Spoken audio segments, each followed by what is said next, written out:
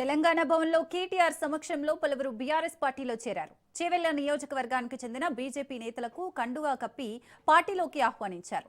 రానున్న మున్సిపల్ ఎన్నికల్లో కాంగ్రెస్ పార్టీని బొందపెట్టడం ఖాయమని కేటీఆర్ అన్నారు. రాష్ట్రంలో పేద ప్రజలకు న్యాయం జరగాలంటే కేసీఆర్ ముఖ్యమంత్రి కావాలని తెలిపారు.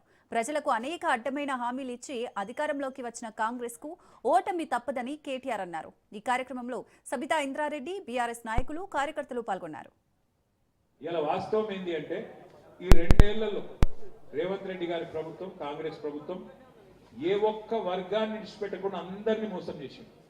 ఇక మీకు గెలిపించిన మీ ఎమ్మెల్యే ఉండే యాదయ్య గారు, మీరు నిజంగా చెప్పాలంటే నిజాయితీగా కాంగ్రెస్ వాళ్ళు ఎన్ని చెప్పినా మీరు చేవెళ్ల నియోజకవర్గం వాళ్ళు మీరు వినలేదు.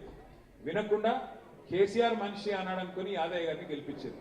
మరి యాదయ్య గారికి ఏమైందో తెలియదు, గెలవంగానే ఆయనతో వేయండు రేవంత్ రెడ్డి సంకల కూర్చున్నాడు. కూర్చొని ఏమైంది యాదన్న అంటే, మొన్న ఈ మధ్యన మీరు చూసుంటారు, మీ చేవెళ్ల పక్కకే వికారాబాద్ ఉంటుంది. వికారాబాద్ నుంచి స్పీకర్ గారు ఉన్నారు. స్పీకర్ గారు యాదయ్య గారు మంచి దోస్తులు, పాతకాలం నుంచి మా అక్కకు తెలుసు. ఒకటే బండి మీద ఎక్కి తిరిగేటోళ్ళు ఇద్దరు కాంగ్రెస్ పార్టీలు ఉన్నప్పుడు.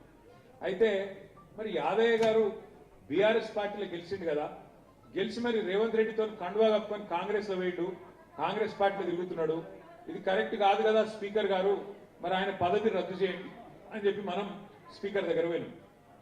స్పీకర్ గారు ఇలా ఎట్లయిపోయిందనే పరిస్థితి, వెనకడికి మహాభారతంలో ఒక ఆయన ఉండేనట, పెద్ద మనిషి, ధృతరాష్ట్రుడు అని ఉండేనట. ఆయన పక్కకు ఆయన భార్య గాంధారి ఉంటుండే. ఈ ధృతరాష్ట్రుడు ఏంటంటే ఆయన కళ్ళబడ్డా కూడా అన్యాయం జరుగుతుంది అని కళ్ళబడితే కూడా ఆయన కనబడనట్టు యాక్టింగ్ చేస్తుండేనట. ఇక గాంధారి అమ్మనేమో ఆమె కళ్ళకు గంతలు కట్టుకొని కూర్చుంటుండేనట. ఇలా మన స్పీకర్ గారి పరిస్థితి కూడా ఒక ధృతరాష్ట్రుని లెక్కనే ఉన్నది.